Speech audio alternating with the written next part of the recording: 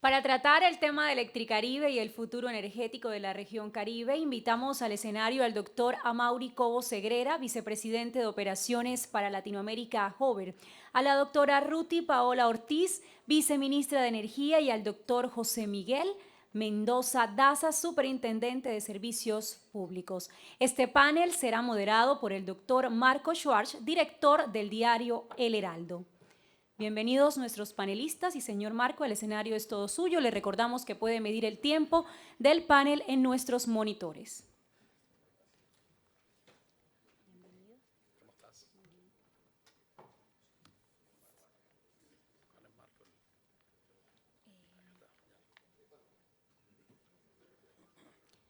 Mientras vienen nuestros panelistas, les recordamos utilizar en las redes sociales numeral Colombia Genera, @Andy_Colombia para seguir siendo tendencia en Twitter.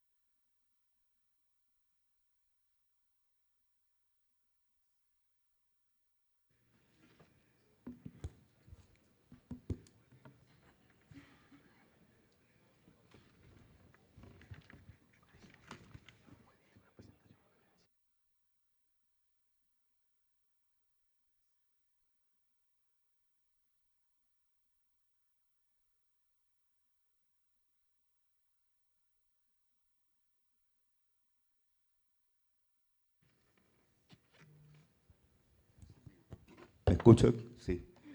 Sí, buenos días. Bueno, me han convocado para moderar este panel que se llama Electricaribe, el futuro energético del Caribe. Ya han presentado los panelistas, así que voy a ahorrar tiempo y no me voy a extender en este sentido. Yo sí quisiera, como es un encuentro de industriales de la ANDI, yo quisiera que mi pregunta fuera para un representante del mundo industrial, el señor Amaury Cobo.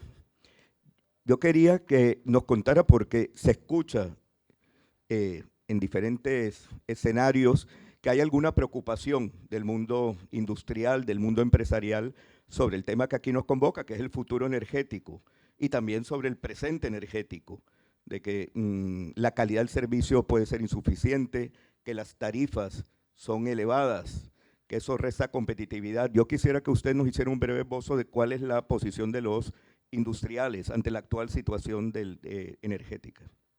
Bueno, muchas gracias.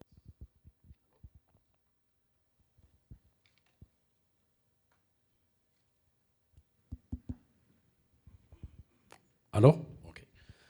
Bueno, gracias a la Andy Bruce por la invitación. Un placer estar acá con ustedes como panelistas, Marcos. Y precisamente esa invitación que me hicieron es a contarles desde el punto de vista empresarial cuál es la situación, cómo vemos nosotros el presente y el futuro en torno al sistema eléctrico en la costa Caribe.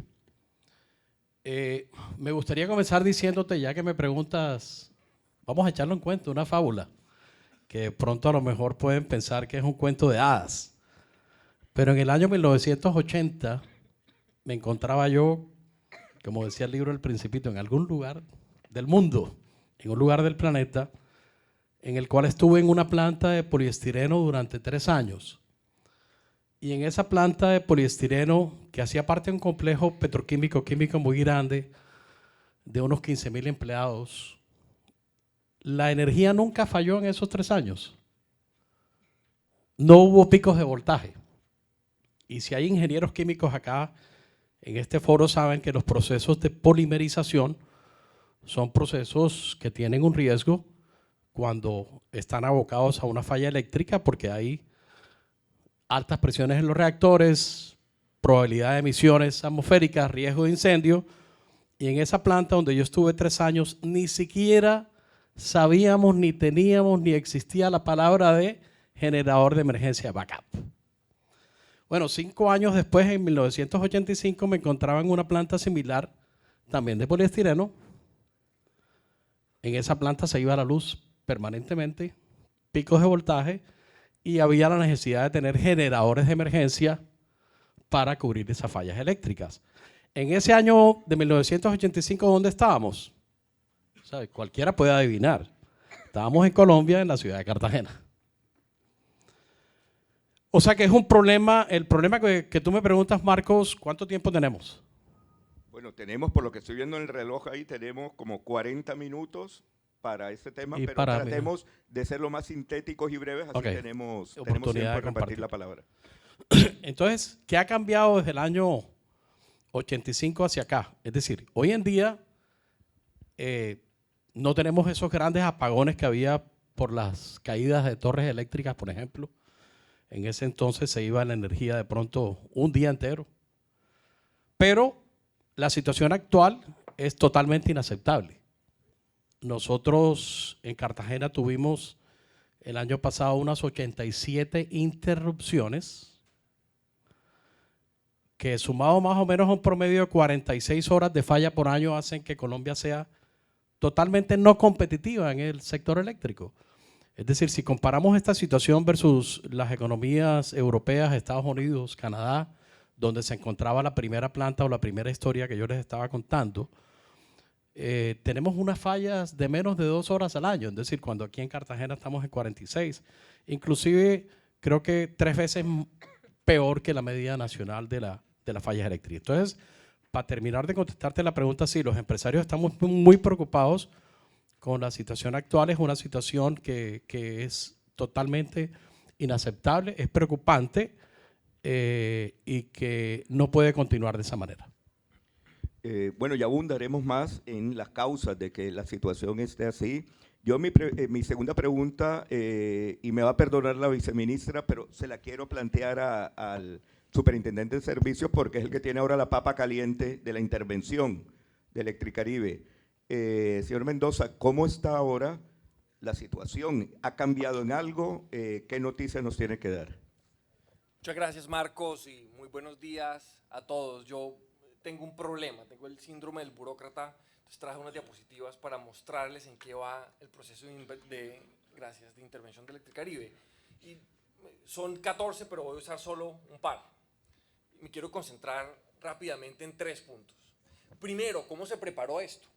¿Cómo entramos a la compañía? ¿Cómo la estabilizamos? ¿Cómo nos aseguramos de que no se apagara definitivamente la luz en la costa? Segundo, quisiera hablar brevemente sobre la estructura de financiación que diseñó el gobierno nacional para sanear temporalmente las finanzas de la compañía y evitar así un problema mayúsculo en la prestación del servicio, peor que el que están padeciendo hoy en toda la costa. Y finalmente, algunos apuntes muy breves sobre cómo se determina la modalidad de la intervención en el sector eléctrico colombiano. ¿Cómo se preparó la intervención?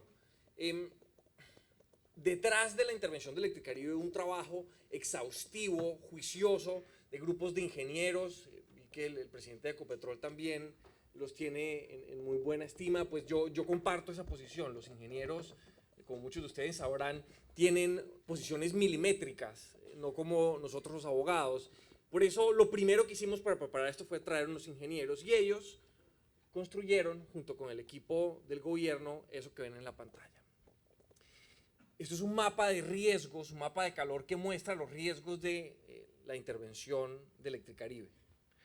Sobre el eje Y, es decir, el que va hacia arriba, ven el impacto de la materialización de cada uno de los riesgos que se identificaron. Sobre el eje X, la probabilidad de que ocurrieran, es decir, los que están arriba a la derecha son los riesgos de mayor impacto y mayor probabilidad de ocurrencia.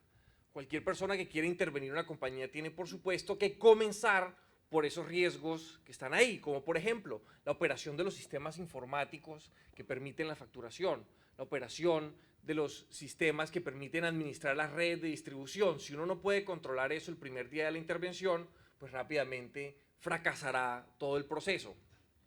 No quiero ahondar en detalles que ya he descrito en otros foros, pero la intervención fue un proceso bastante complejo Esto fue un operativo de 500 policías y 2 brigadas auxiliares del ejército en reserva en 7 departamentos. Y esto se hizo no, como se ha dicho, malintencionadamente en la prensa con propósitos de intimidación, todo lo contrario. Lo que se buscó fue proteger la infraestructura vital de la compañía para evitar cualquier traumatismo en la transición administrativa que ocurre con una intervención. Esto se hizo, insisto, con precisión quirúrgica. Y como la labor de un supervisor en el mercado de energía es bastante ingrata, pues la noticia no fue se apagó la costa, la noticia fue intervenida Electricaribe. Y digo que es ingrata la labor del supervisor de energía porque si la hacemos bien, si cumplimos bien nuestras obligaciones, los servicios públicos dejan de ser noticia inmediatamente y nadie se da cuenta de la existencia del supervisor. Allá queremos llegar y el día de la intervención, pues la noticia no fue se apagó la costa, sino se intervino Electricaribe. Esto me lo voy a saltar, pero lo dejo en el aire por si alguien quiere retomarlo. Este es uno de los procesos de intervención más supervisados en la historia del sector. Hemos pedido nosotros que venga la Contraloría, la Procuraduría, la Defensoría, entidades internacionales desde el primer segundo de la intervención. Le hemos pedido tanto al revisor fiscal como al auditor externo de la compañía que nos presenten informes mensuales sobre el estado del proceso de toma de posesión. Aquí queremos hacer las cosas bien y, más importante aún, mostrar lo que se está haciendo para que el mercado, los usuarios, los industriales, los gremios entiendan qué está ocurriendo con la compañía. Esto es un poco más aburrido, pero me parece que es la parte más interesante desde un punto de vista técnico de lo que ha ocurrido con la intervención. Una compañía intervenida, en realidad, lo que representa es una compañía insolvente.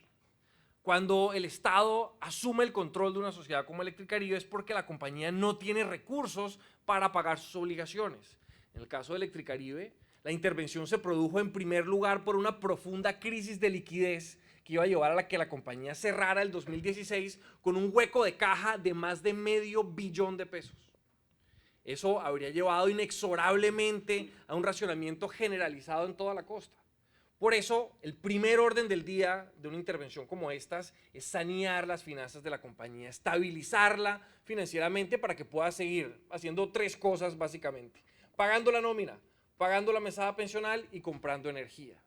Sin recursos para cumplir con esa trilogía de tareas, es imposible mantener la intervención y estaríamos hoy con velas en este auditorio. Por eso nos tocó diseñar lo que ven ahora en la pantalla. Les voy a explicar muy rápidamente en qué consiste esa gráfica, porque esto no se había hecho antes. Lo que ustedes ven ahí es algo novedoso en el contexto de las intervenciones de compañías de servicios públicos. El Estado tiene un fondo que suple de liquidez a compañías de servicios públicos insolventes. Eso existe solamente para este sector. Esto no es un Fogafín, es un poco diferente.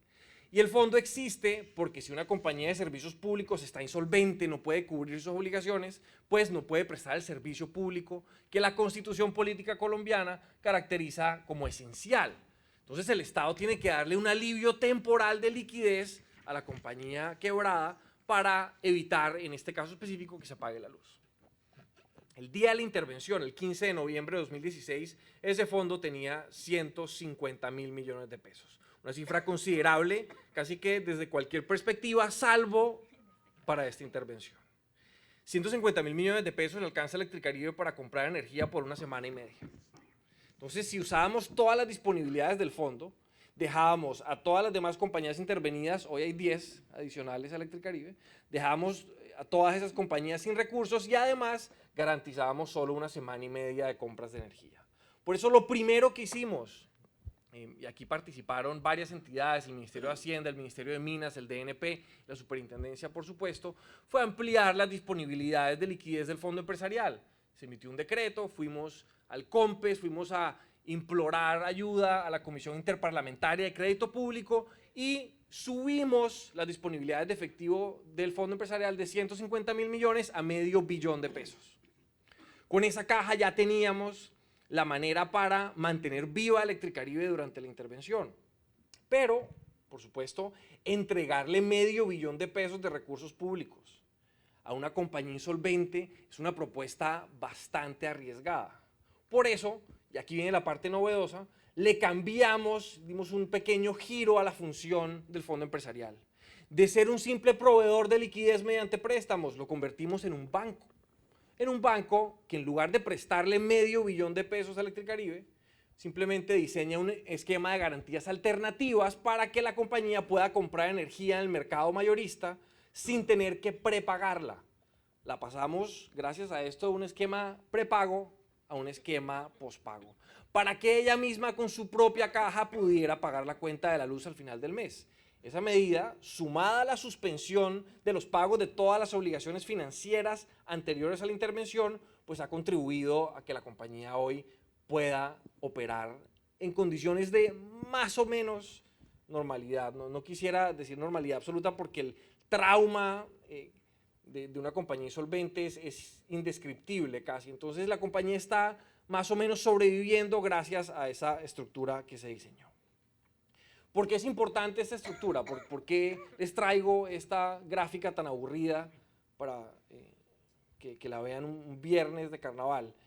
Primero, Electricaribe venía con procesos de limitación de suministro pendientes, es decir, estábamos muy cerca de un racionamiento generalizado en toda la costa por la imposibilidad de la compañía de pagar sus cuentas. Con este fondo logramos levantar las limitaciones que venían en curso después de la intervención y posteriormente evitar nuevas limitaciones de suministro. Por primera vez en mucho tiempo, hoy Electricaribe no tiene un proceso de limitación de suministro. Segundo, gracias a la existencia de este fondo logramos pasar la exposición a bolsa de la compañía de un 68 a un 38%. Hoy la exposición a partir de una subasta que se completó hace poco es apenas del 38%. Y ustedes que conocen este mercado saben que eso se traducirá en mayor estabilidad de precios para los usuarios, lo cual golpea a su vez la tendencia de recaudo de cartera de la compañía. Y me salto la tercera porque quiero hacer énfasis en la última. Aquí no se comprometen en forma directa recursos estatales. Por primera vez en una intervención del sector eléctrico no se le ha girado un solo peso a la compañía intervenida. Esto es importantísimo y creemos que se va a mantener así en el futuro. La pregunta que todos quieren que responda, me anticipo a la ronda de preguntas que seguramente abrirá Marco. ¿Cómo se determina la modalidad de la intervención? Evidentemente, y voy a ser explícito con esto, no me voy a referir al caso de Electricaribe. No les puedo decir aún cuál es la modalidad de la intervención hasta que no esté seca la tinta sobre la resolución que la determina. Pero la pregunta que hay que responder es la que está en la pantalla. Y aquí, para los abogados en el público, una aclaración muy breve.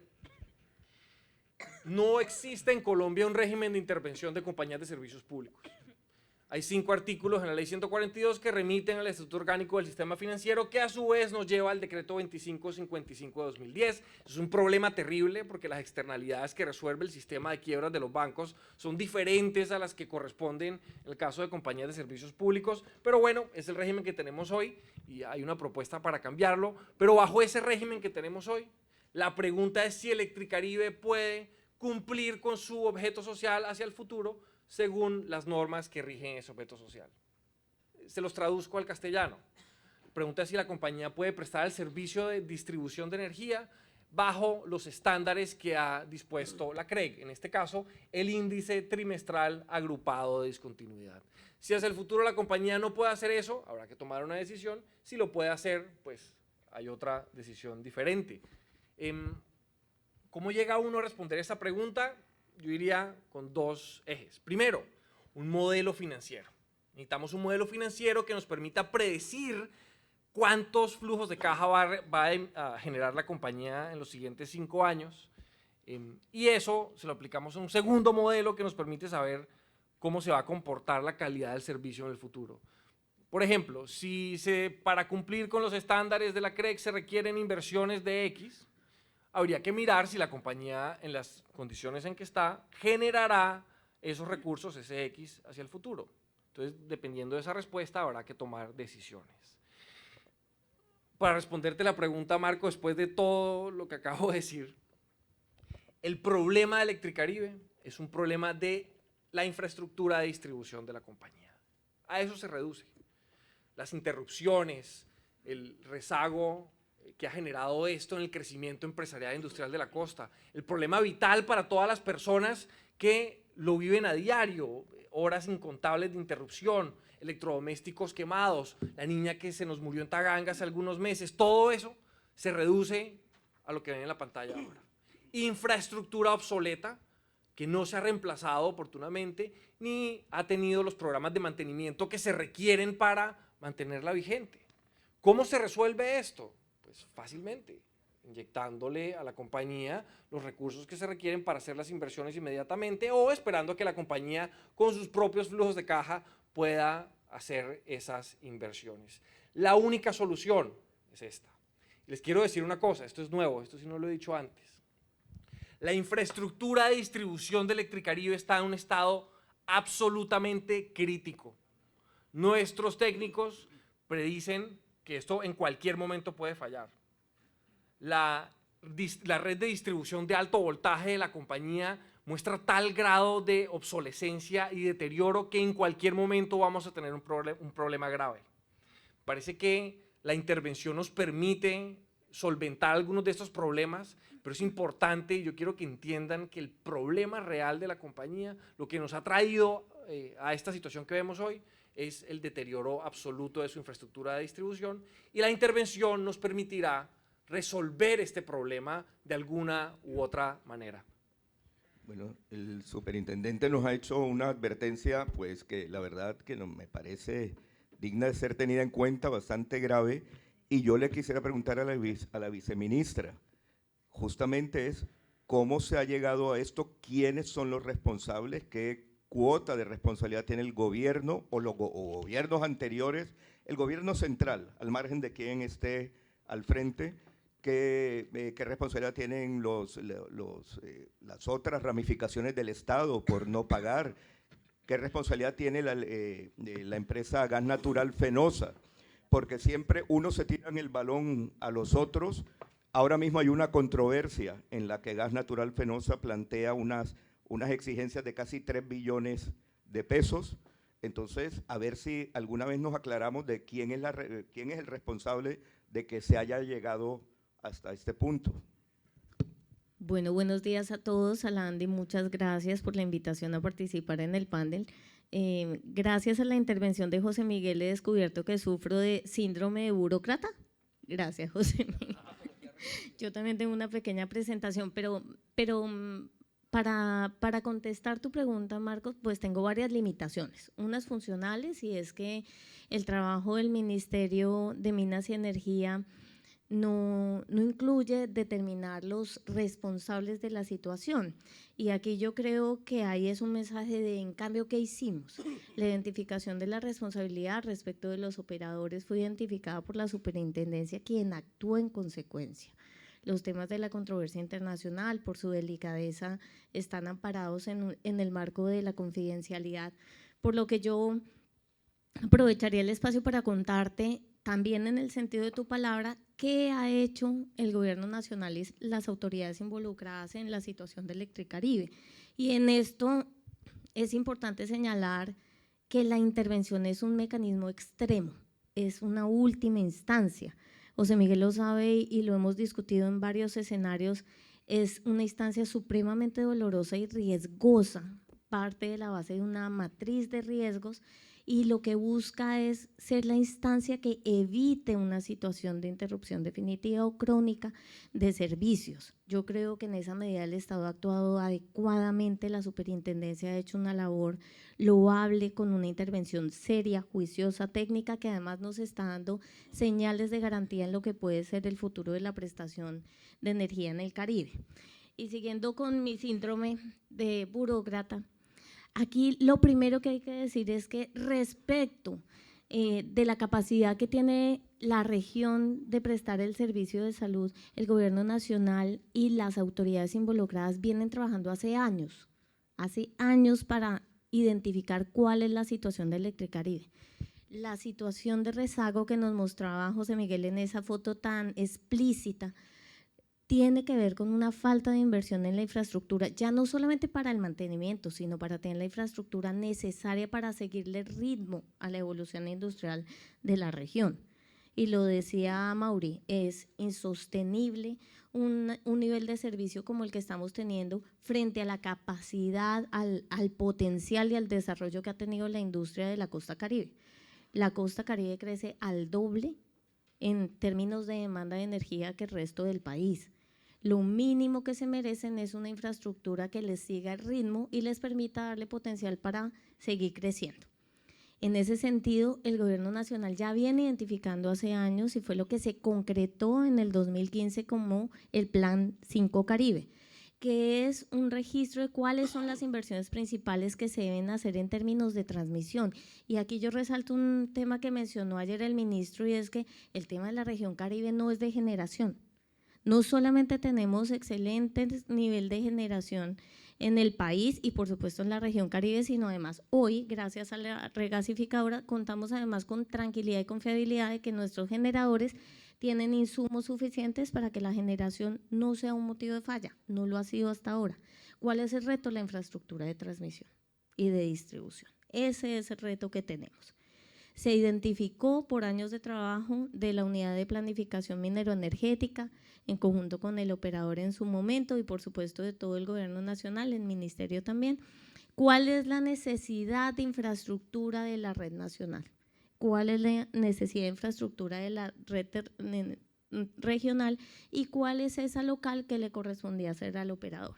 Y ahí volvemos a la crisis de infraestructura. El Gobierno Nacional, a partir de esa identificación, viene desarrollando varios proyectos. Los que ven en verde, no sé si se alcanzan a notar, son proyectos que ya están en ejecución y que han permitido mejorar la capacidad de reacción de la transmisión. Y tenemos varios proyectos en ejecución. La mayoría de los proyectos en ejecución van a mejorar los niveles de interrupción, para reducir los niveles de interrupción, y vienen en proceso de adjudicación 2 líneas que son súper importantes, que son Copey Cuestecitas y Copey Fundación, que van a ser las que son capaces de recibir la fuente energética eólica que viene de La Guajira. De manera que esto, hay un trabajo aquí detrás muy importante, y tú decías, ¿qué ha hecho el Gobierno Nacional en esto? El Gobierno Nacional ha hecho lo que le corresponde, hacer la planificación de la infraestructura eléctrica de la región, hacer las convocatorias y mandar las señales para que se hagan. ¿Qué ha pasado en términos de STR, la red de transmisión regional? Al primero que se llama que la opere es Electricaribe. No, digamos que no logramos que acompañara estos procesos, se hicieron unas adjudicaciones que hoy están en ejecución. Estamos haciendo un seguimiento muy cercano a través de la gerencia de Plan 5 Caribe, donde los industriales son los protagonistas, es presidida por el Comité Intergremial, y yo creo que aquí estamos haciendo un seguimiento muy cercano. ¿Qué nos dijeron en el último comité de seguimiento? Y esto no se lo he contado a José Miguel, que a partir de la intervención la respuesta del operador ha sido mucho mejor. Al final, el que tiene que hacer la obra en la zona tiene que interactuar permanentemente con el operador, es su infraestructura, es el que la conoce, es el que sabe sus debilidades, es el que tiene la relación directa con las entidades territoriales, y a partir de la intervención esta interacción ha mejorado y han cogido mejor velocidad los proyectos de STN. Respecto de la parte que le correspondía al operador, que como pueden ver es la de SDL, perdón, acá, era un poco superior a $1 billón, no ha habido un gran avance en la infraestructura, en la inversión. Y ahí lo que encontramos es lo que dice José Miguel, al final, cuando entra la intervención es posible que encontremos una necesidad aún mayor que la que se había diagnosticado inicialmente. Nosotros trabajamos muy de la mano con la intervención, con el equipo de José Miguel, del delegado Plata, porque tenemos que identificar exactamente cuál es la infraestructura que necesita Electricaribe para seguirle el paso al crecimiento de la región, para seguirle el nivel de crecimiento de la industria y para darle la competitividad a la región para que pueda crecer rápidamente. Y para no tomar demasiado tiempo, aquí hay otras medidas que ha tomado el gobierno históricamente, en particular para Electricaribe. Si bien la política de subsidios es a nivel nacional y también lo es la política de subsidios de zonas subnormales, pues no es de extrañarse que dada la complejidad de la región, el 80% de los subsidios para subnormalidad se van para la región Caribe. De manera que también el gobierno ha acompañado a los usuarios a facilitar el pago de la energía. Le decías a Mauri en la pregunta que entre las molestias que tiene la industria es que es una energía muy cara. Es una energía muy cara sobre todo por el nivel de calidad que tiene, más que las discusiones de tarifa, que no son las tarifas más altas del país. Yo entiendo la percepción de una tarifa alta porque uno está pagando por un servicio que está recibiendo en condiciones inferiores a las que uno espera recibir. Pero la única manera de pagar la infraestructura en el caso de lo que le corresponde al operador es a través de la tarifa, de manera que esperemos que cuando esté prestándose el servicio adecuadamente se acompañe a través de la tarifa la inversión. En el entretanto, nosotros como gobierno nacional acompañamos a los usuarios más vulnerables en el pago. Damos un porcentaje muy importante en el pago, como ustedes pueden ver, la parte azul son los subsidios de los estratos 1 y 2 y ahí tenemos una discusión por mejorar, por focalizar los subsidios, que la tenemos bastante, nos acompaña Socodis, también Andes con la discusión de tarifas, pero yo creo que lo más importante del mensaje de subsidios es que nosotros tenemos que acompañar a los más vulnerables para que todos tengamos el mismo nivel de energía, las mismas condiciones de calidad. La franja naranja es la franja especial que pagamos para la subnormalidad y a partir de este año además se va a duplicar en los niveles históricos que se venían pagando.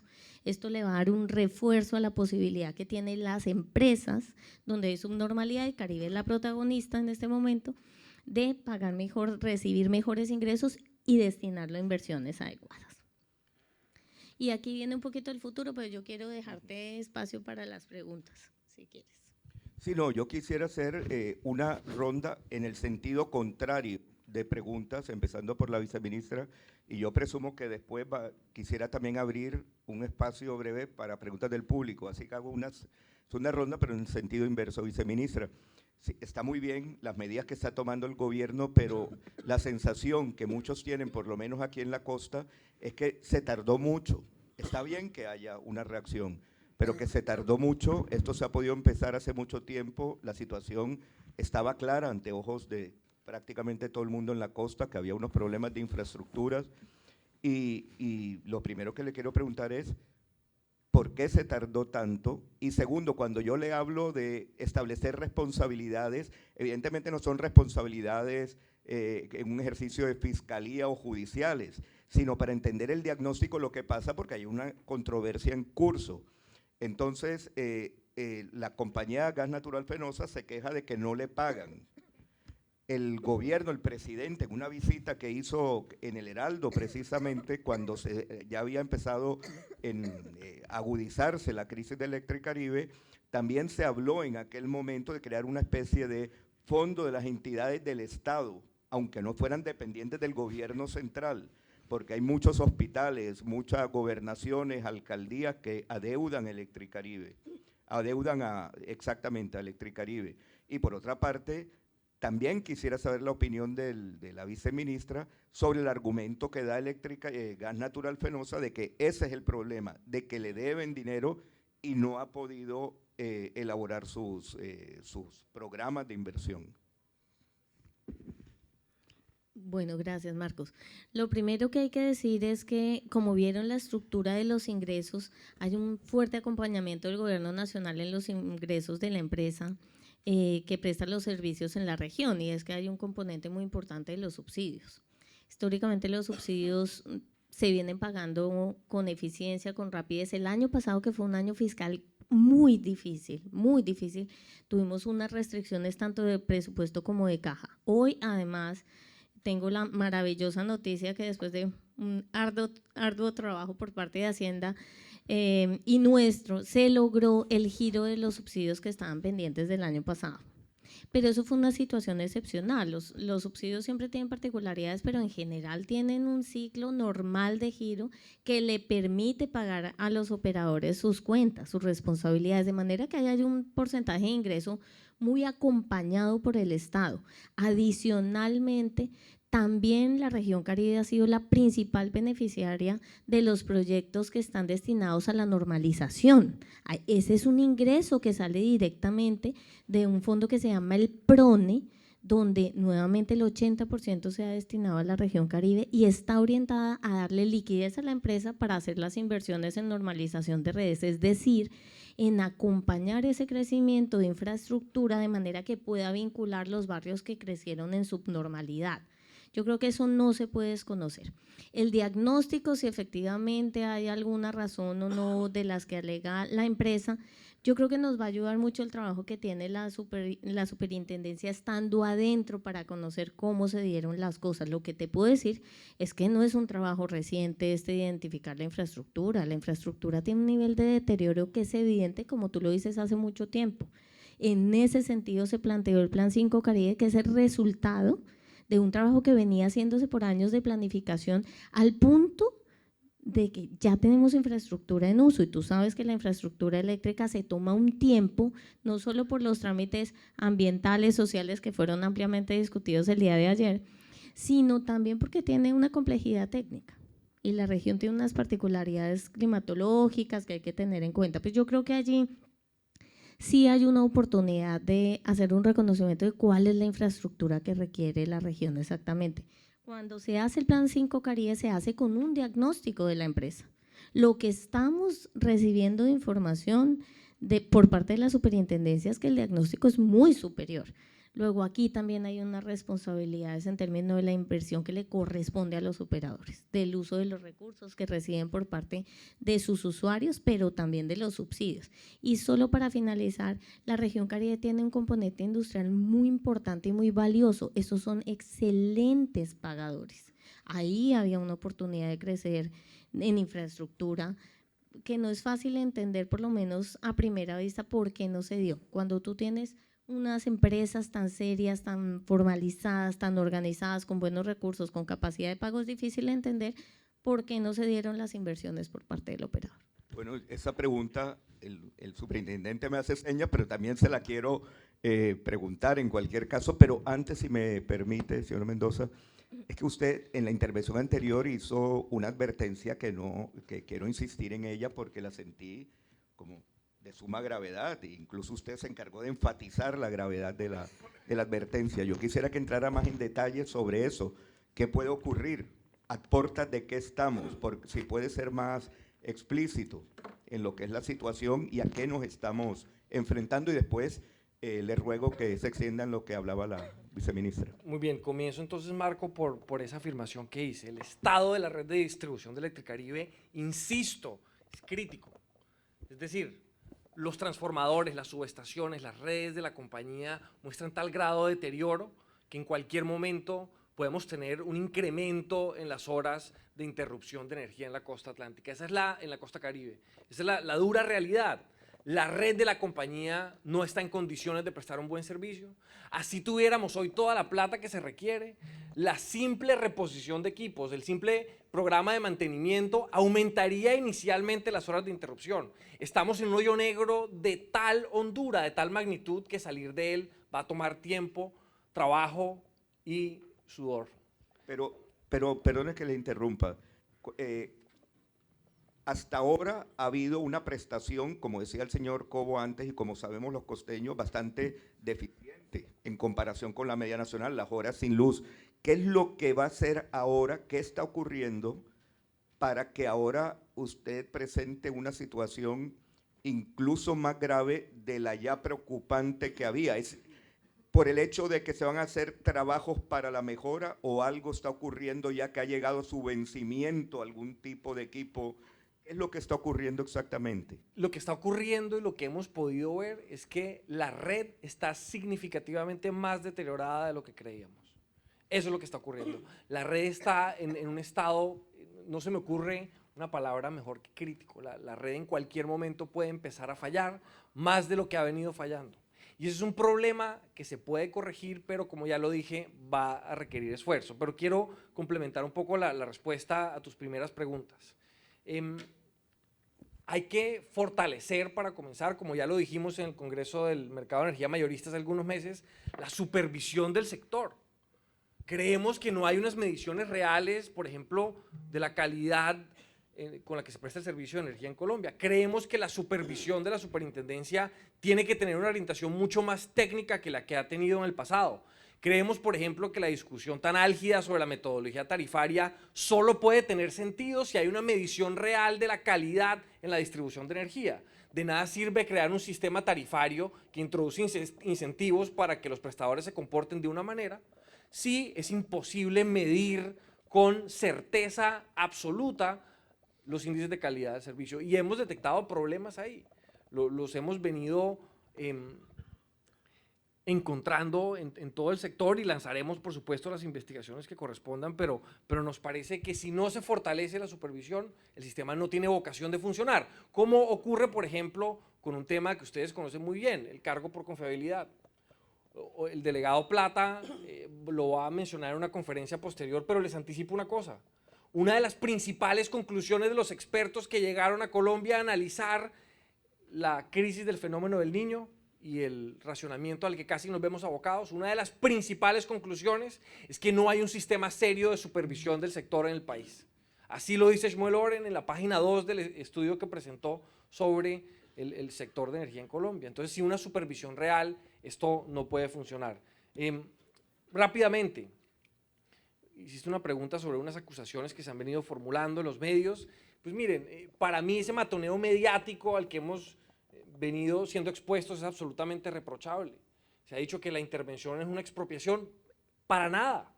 La intervención es una figura que existe en todos los países del mundo. En España, en el artículo 128 de la Constitución, se menciona expresamente.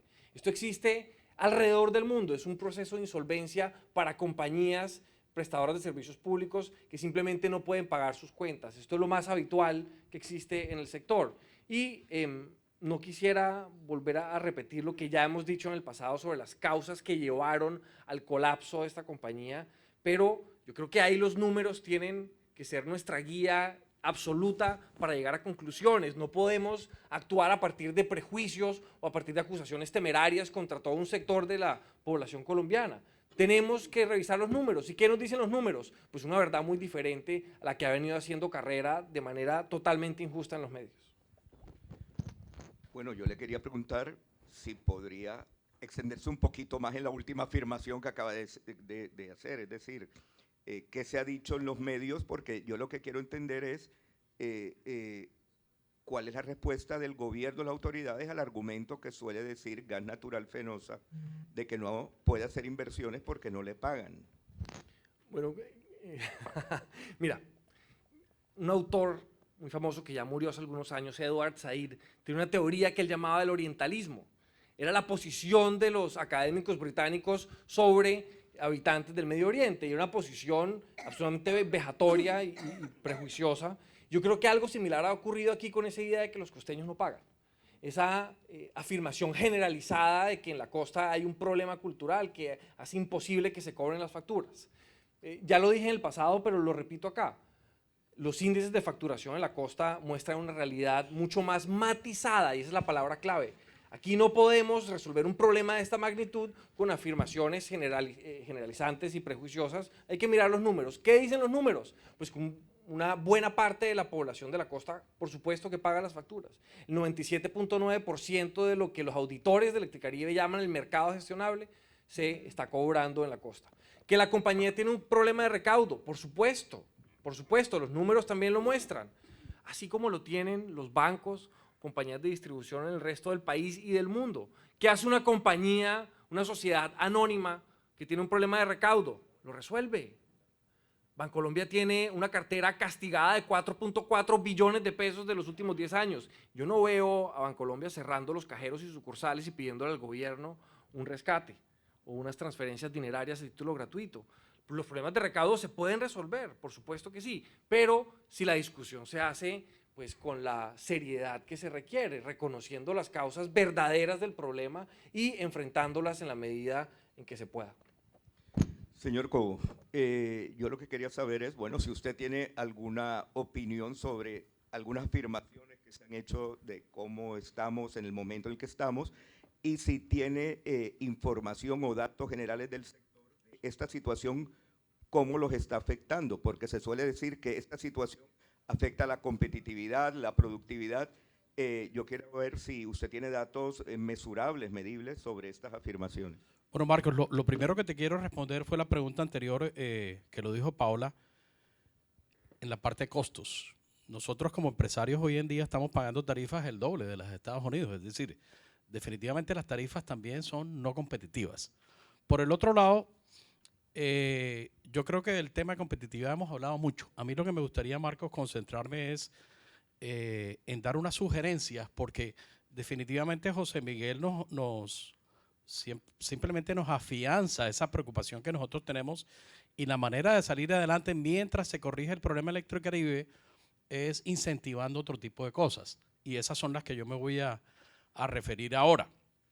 El problema de Electricaribe puede ser un problema mañana en Bogotá o en otro lugar del país. Es decir, Electricaribe es simplemente una pared que se pone en la costa Caribe, que está ocultando, pero lo está diciendo ahora José Miguel muy claro. Es decir, las causas que tú preguntabas se deben a una falta de normativa y de control por parte del gobierno nacional, y no solamente Electricaribe. Es decir, hoy en día tenemos esas fallas eléctricas, esas interrupciones en todo el país. Es decir, yo no quiero que hablemos solamente del problema Electricaribe, porque la verdad es que tenemos un problema en todo Colombia. Es decir, las interrupciones, las horas perdidas, el costo de energía hacen que el servicio de energía en Colombia sea totalmente no competitivo. Entonces, ¿qué podemos hacer mientras tanto para defendernos? Por ejemplo, hace unos 7, 10 años en Mamonal se invirtieron en plantas de cogeneración. Empresas como Biofil, Esencia, nosotros, Mexiquem. En el caso nuestro, por ejemplo, instalamos una planta de 6 megavatios, en donde hoy en día no solamente generamos energía eléctrica, sino también producimos vapor, hacemos frío, calentamos aceite térmico.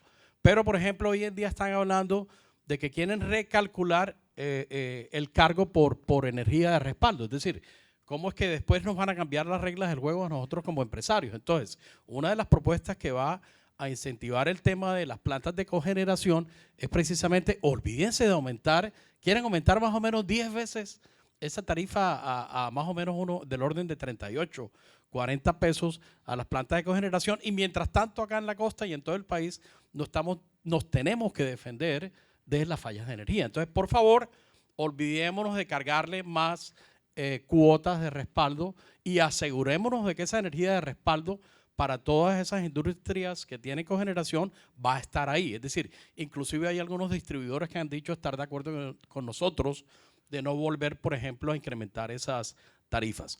Por supuesto, continuar incentivando todo lo que son las energías no convencionales, pero además en el tema de la reglamentación por calidad, mi recomendación es cambiarla por completo. Hoy en día los cortes de energía, por ejemplo, solamente le exigen a las empresas, le miden aquellos cortes que están por encima de 1 minuto.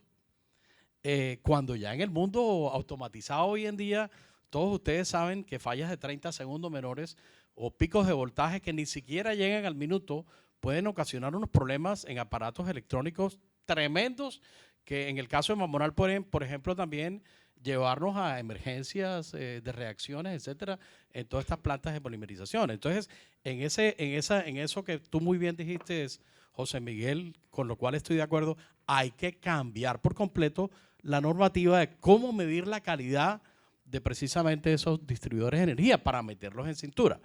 ¿Y cómo arreglamos este problema estructural? Bueno, con más normativa hay que incentivar, por ejemplo, las inversiones que van a mejorar la calidad en el servicio. Eso hay que hacerlo. Eso no se está haciendo. Tenemos que permitir a nosotros, como industriales, de que conjuntamente, individualmente, podamos acceder a circuitos de voltaje mucho más altos. Muchos de nosotros estamos a 13, otros en otros, pero que entre más alto es el circuito, 110, por ejemplo, todos vamos a tener una energía más confiable y mucho mejor. Pero hoy en día no se puede hacer eso, entonces eso tampoco lo entendemos. Entonces hay que trabajar mucho en el tema de normativa, de regulación y de seguir impulsando los sectores. Por ejemplo, para darte un ejemplo, el tema de gas que nos ocurrió a finales del 2015, que está totalmente ligado también al suministro de energía eléctrica, que es fundamental también para las térmicas. ¿Cómo es posible que no haya equipos de respaldo o que no haya una normativa que incentive a esos proveedores de gas a tener equipos de respaldo que eviten? En el Caribe nos paramos 7 días a finales del 2015 por falta de gas, porque no había equipos de respaldo en el Pozo Ballenas. Entonces, es decir, en conclusión, en resumen, yo sí sugiero que mientras se soluciona porque la situación es muy grave. El año pasado solamente de los 250.000 millones que se tenían que invertir en el Plan 5 se invirtieron 113.000. Eso agrava mucho más la situación y lo que dice el súper es totalmente correcto. Es decir, mi preocupación va siendo cada vez que pasa este foro un poquito más elevada. 10 segundos sobre la propuesta normativa. Sí. Yo soy alérgico, Yo te iba a decir eso pero también. yo soy totalmente alérgico a la hiperinflación legislativa que hay en este país. Uno no puede combatir una sequía con el derecho constitucional al agua.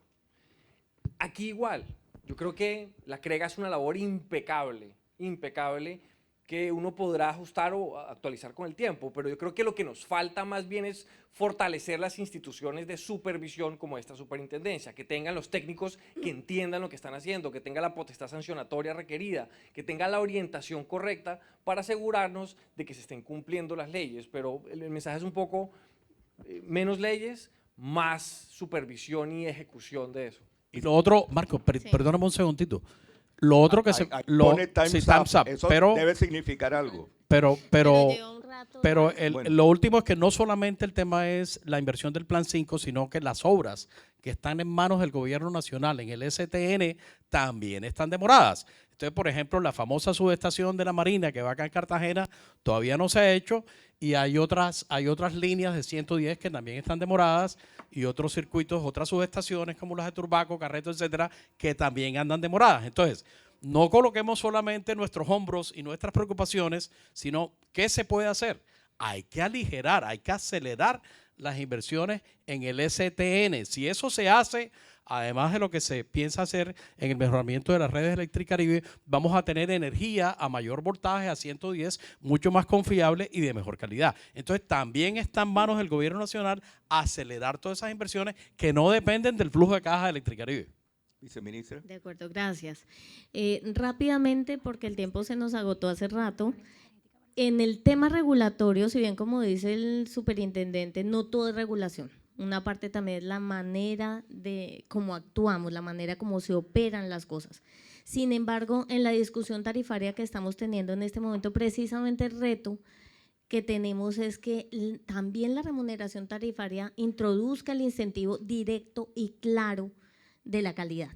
La remuneración tarifaria en la que estamos trabajando hoy, que está en discusión, trae claramente una señal asociada a la calidad. Si no hay mejoría en términos de calidad, la remuneración es distinta, es inferior.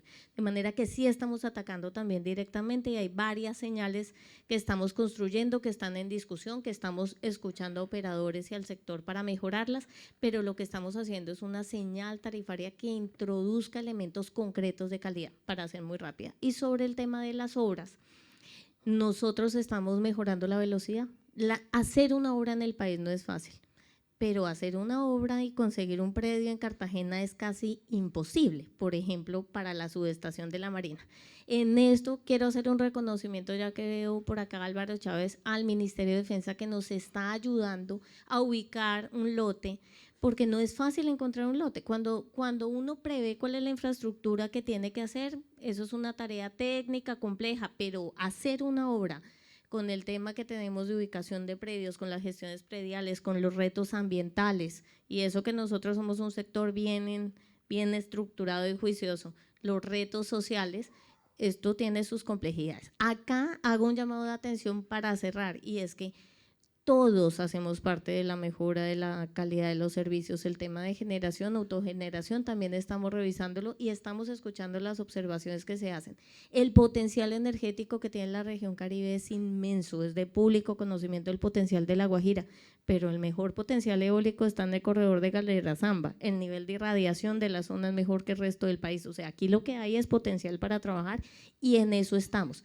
Yo creo que, como dice José Miguel, la situación es muy mala, pero la tenemos diagnosticada, estamos mandando las señales para que se puedan remunerar las obras y estamos trabajando para que el Caribe tenga la energía que se merece y que necesita para desarrollarse. No, se agotaron los 2 minutos que me dieron, pero por cortesía le pido a los organizadores un par de preguntas del público, pero que sean muy concretas y que sean respondidas de manera sucinta. No sé si alguien tiene alguna pregunta. Si nadie la tiene, aprovecho y la hago para no quedarme con el tintero y es al superintendente. ¿Qué en breves días, creo que el 14 de marzo, tiene que haber una decisión sobre Electricaribe? Creo que es inaplazable, que se va a tomar la decisión. Yo sé, intuyo lo que me va a contestar, que no pueden decir nada porque esto está en secreto, pero resulta que Gas Natural Fenosa sí habla, convoca ruedas de prensa, dice que le deben 3 billones.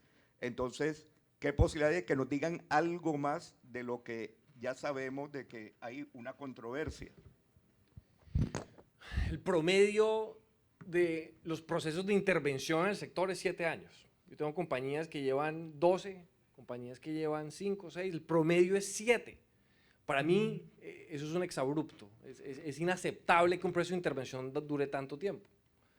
Por eso hemos tratado de hacer las cosas con la mayor rapidez posible. Sin embargo, tienen que recordar que esta es la intervención más compleja y de mayor dimensión en la historia del sector. Ninguna otra compañía ha sido tan grande o tan compleja como esta que estamos administrando temporalmente. Entonces, si bien queremos hacer las cosas rápido, repito lo que decía antes de la intervención, las queremos hacer bien, con precisión técnica, incontrovertible en cualquier instancia futura. Por eso los estudios se han tomado el tiempo que nos establece la ley. Pero lo que tú dices lo retomo. El plazo del 15 de marzo es improrrogable, inaplazable. Antes de ese día les vamos a traer aquí y a todos los foros de la costa y del país cuál va a ser el futuro energético de la costa y lo anunciaremos con lujo de detalles. Bueno, viceministra, superintendente, señor Cobo, muchas gracias por este encuentro. Gracias a ustedes.